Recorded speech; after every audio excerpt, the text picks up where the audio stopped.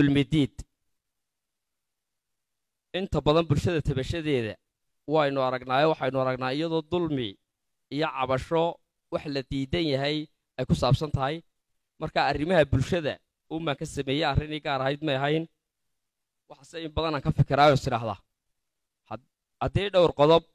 la heli lahaa malaha horumarka aynu raadinaynaa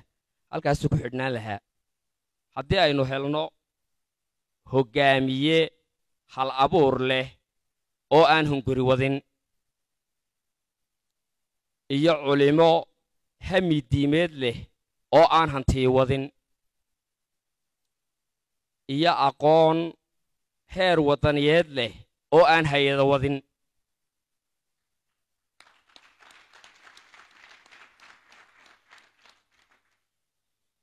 iyo ganacsade hiyo wax soo saar leh oo aan habeen macaash wadin iyo sidoo kale bulsho hantaageer leh oo aan hayb qabiil wadin iyo dhalinyaro hiigsi leh oo aan heel danaysta wadin haddii aynu intaasi isla helno horumarka aynu raadinaynaa halkaasi ayuu ku jira ayaan isleeyahay markaa guud ahaan arrimaha bulshooyinku ay tabanayaan ayuunbay maasadana taabanaysaa meerisyada u horreeya maasadan bilaabi doono ayaa marka dhacdo layga sheekeeyo iyadoo tiraaba ayaan aniguna u beddelayay tix markaa dhowr dhacdo oo suugaantan aan sheegayo macnaha la xidhiidha dhacdooyinkaas dadka umaan wada saafin umana wada sarbeebin wayse saran tahayoo ciddii la soo bixi kartaana way la soo bixi doontaa ciddii kalena ha iska dhex jiifto intay wax isbeddelayaan nin baa wuxuu iga sheekeeyey macnaha marka aynu doonayno inaynu ummad beddelno habnooluleedkeega waxa malaha lagu beddeli karaa baan sidii hadal lagu beddeli maayee humaag iyo fal iyo ficil in lagu beddelo waxa uu yidhi markaa ninkaasi sheekada uga sheekeeyey maasada meerisada hore ku sareeyey wuxuu yidhi waxaa jiray nin wadaada oo caalima dabeedna masaajid buu khadiib ka yahay maalinta jimcaha masaajidkaasuu khudbadda ka galaa jimco ka mida jimcayaashiisii ayuu khudbaddii masaajidka sidii caadada u ahayd bilaabay waxa uu ka hadlayaa maalintaasi qodobka sadaqada iyo qiimaha ay leedahay sakadu dadkii dee joogay masaajidka oo dhan jimcuhu aad bay u wada qiiroodeen waxyaabaha ay tarto sadaqadu dumarka ku jiray masaajidkeena waxa ka mid ahayd xaaskiisii dhowaan waxay wadnaha ku caddaysay inuu dahab u iibiyo sheekha dabadeedna markii ay qiirootay xaafaddii bay tagtay isagoo aan sooba gaadhin isagu intuu sunnaysanayay ayay dahaba haysay xaafad deriskoodoo baahnayd ayay tiri wax kale kuu heli maayo dahabkaa iibso waan kugu sadaqayso waan u niyooday markii uu wadaadkii yimid uu soo dhammaystay sunnihii iyo salaantiiba ayay dabadeedna markaa qadada u dhigaysay ayay markiiba ku salaantay xaaji maanta waad naga qiiraysiisay oo dahabkaygina waan sadaqaystay odaygii waxaa ka soo booday hadal aan looga fadhiin oo waxa uu yidhi iibaanka allaha kaa qaaday maadaanku sheegayey dadkaan sheegayey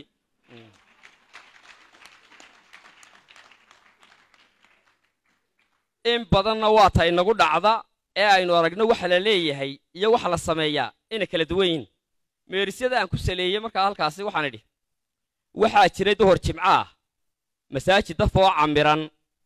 inuu sheekh daaciyey dushi iyo mimbarkii u baxo dhagaha u daloola laab ayaa duulkii fadhiyey dhammaan u diyaarsadeen docdii khudbaddiisa iyo ujeeddadu daaranayd dulucdu waa sadaqadee xadiiskii daaha iyo aayada diirka uga qaad naartay derbi kaaga tahay dawgii janno lagu mutiyo darajo weeyaan saree miskiin darayaysan iyo ogow deris baahanoo dab aan dheri loogu shubin hadduu dacalkaaga yahay dareerinta caalimkii qalbigu u dubaaxiyo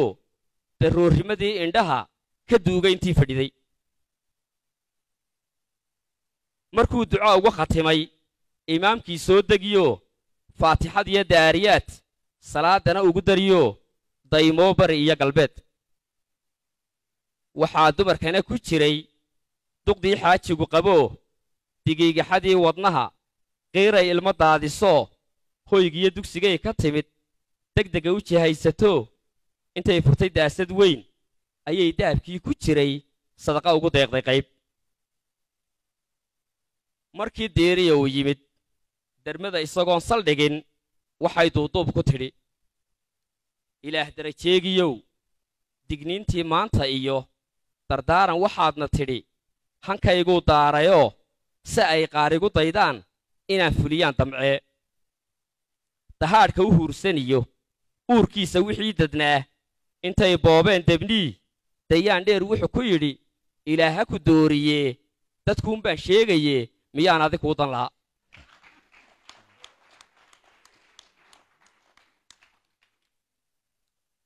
ilaah ha ku dooriyee dadkuunbaan sheegayee miyaan adig kuu dan lah runtii shakhsi aan duriyo afxumo qof dacaayaddii sheekada ma deliishanine halkii aan ka duulayiyo intii isdareemasiyo intii dembidhaaf rabtaba dawiya garashay u tahay ciddii ka dudaysa ee araartu damqaysa ee boog iyo dakhar ay ku tow daartaadii aakhiriyo ilaahay dartii u tidho midhkaas aan kuu dadiyo ujeeddada dulucdu waa ummadda daalaadhaceed sadarra aan u daabiciyo eelkaan kuu diidanahay waxaanana duur xulkiyo qisada daaha uga rogay waxaa daldalaysa hadal falkaagu hadduu dafiro daadxoor camalkaagu noqoy maansadu way dheertay si aynu sheegno weli way socotaa meerisadaa ku xiga iminka oo iyagana dee aan hordhicii ka bixinayo waa dhacdada labaad ee tixda ku xusan waxaanay ka dhacday deegaanada koonfurta ee Soomaaliya deegaanada uu ku nool yahay baalka loo yaqaano yaxaasku ayaa yaxaaska iyo dadka deegaanku inta badan heshiis bay iska yihiin hase yeeshee mararka qaarkood waxaa laga yaabaa inuu fidmo iyo hawlo kale la yimaado yaxaaskaasi marka uu webiga ka soo baxo dadka deegaanka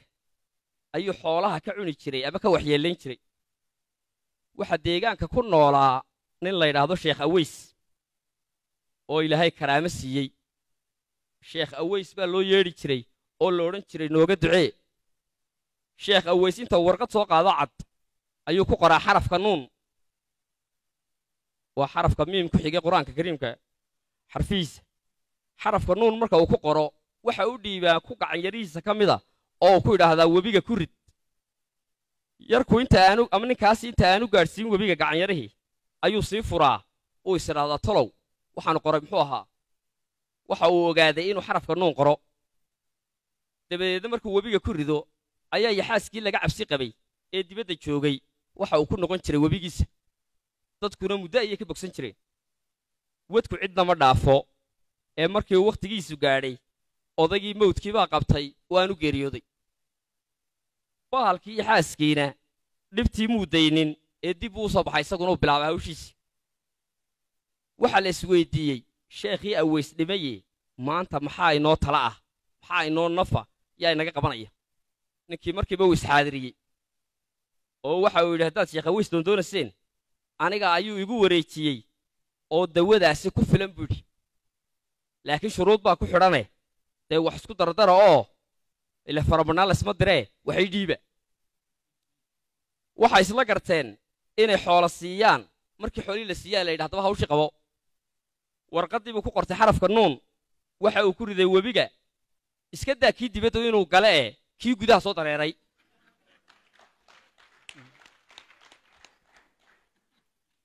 haddii uu marka hore cuni jiray xoolaha imika dadkiina uu ku daray weliba markiiba qaylad iyo buuqii baa isgaadhay markaasaa la yidhi ninkaasaynu dacweynaynaa tiirka lagu soo xidho dabadeedna hanaga garbaxo markii tiirka lagu soo xidhay wuxuu yidhi maxaad igu haysataan waxaa la yidhi adigaa nawaale oo baalkii nagu soo diray waxa uu yidhi aweysba nuun buu qori jiray aniguna nuunun baan qoray ee maxaa isbedelay nin ka mida odayaashii waxgaradka ee deegaanka oo goobta fadhiyey ayaa ku jawaabay hadal murti noqday oo waxa uu yidhi nuun oo dhan looma baahna ee nuunkii aweys baa loo baahan yahay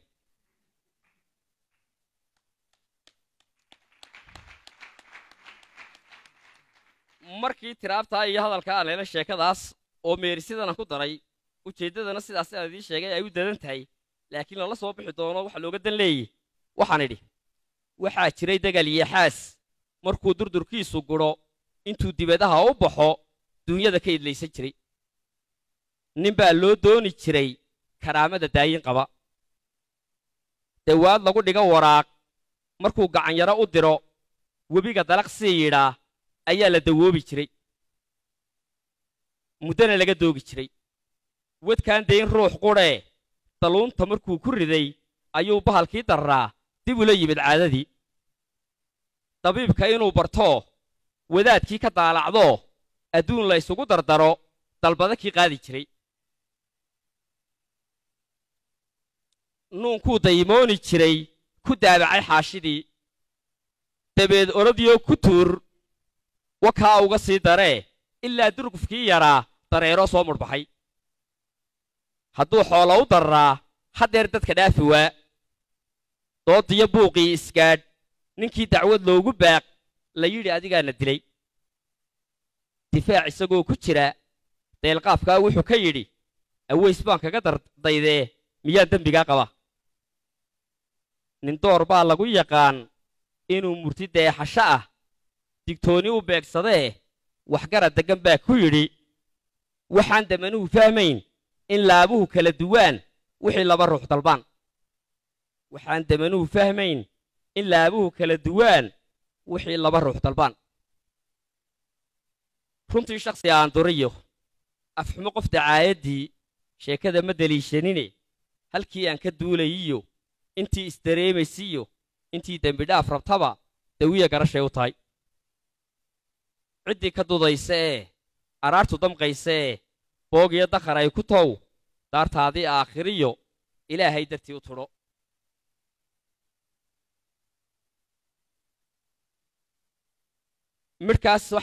midhkaasaan kuu dadiyo ujeeddada dulucdu waa ummadda dayaceeda guud sadarra aan u daabiciyo eelkaan kuu diidanahay waxaanana duur xulkiyo qisada daaha uga rogay cilmiga daacadi hagtaa inuu xeel durugsan yahay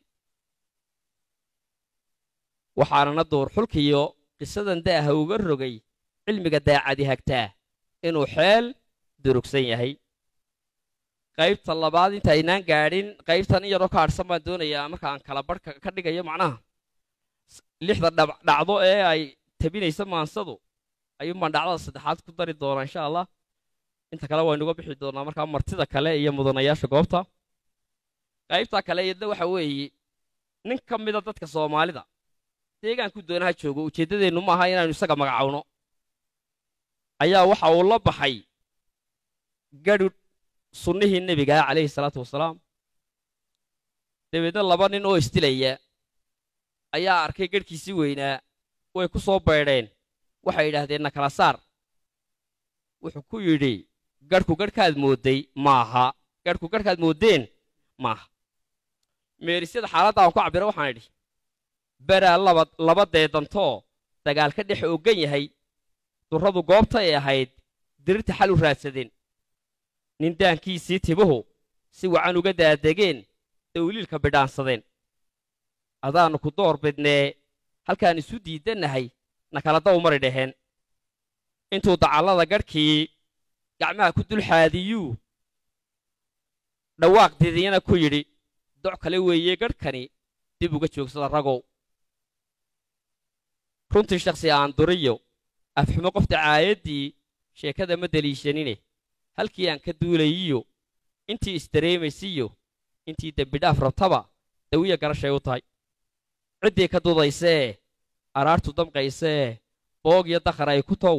daartaadii aakhiriyo ilaahay dartii u tudho midhkaasaan kuu dadiyo ujeeddada dulucdu waa ummadda dayaceeda guud sadarra aan u daabiciyo eelkaan kuu diidanay raalliga ahaado waxaan doonayaa meerisyada dhextaalka ah inaan martida iyo madasha aan u macneeyo marka laga yimaado inay dhextaal u tahay maansada marka hoos loo akhriyo meerisyada iminkaan akhriyayey waa magacaygiyo saddexan rashiid cabdi muuse ka soo baxaya macnaha waxaan u jeedaa meeriskiiba xarafku ka bilaabmayaa adigu isku hoos qabso meeriska hore haddii aan ku idhi runtii shakhsi aan duriyo raa baa ku jirta meeriska ku xiga afxumo qof dacaayaddii waa aad iyo hoosta ah sheekada ma deliishanine saada hore qaado waa ra'ya iyo sabaynu haynaa halkii aan ka duulayiyo waa haadii intii i dareemaysiiyo waa idii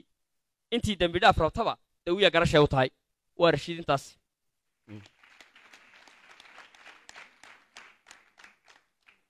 ciddii ka dudaysa waa cabdi araartu damqaysa waa aadi boog iyo dakhar ay ku toow waa ba'di daartaadii aakhiriyo waa da ilaahay dartii u tidho waa cabdi intaasna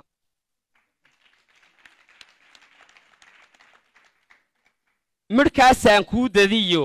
waa muuse oo waa ma'dii midhkaasaan kuu dadiyo ujeeddada dulucdu waa ummadda dayaceeda guud sadarra aan u daabiciyo eelkaan kuu diidanahay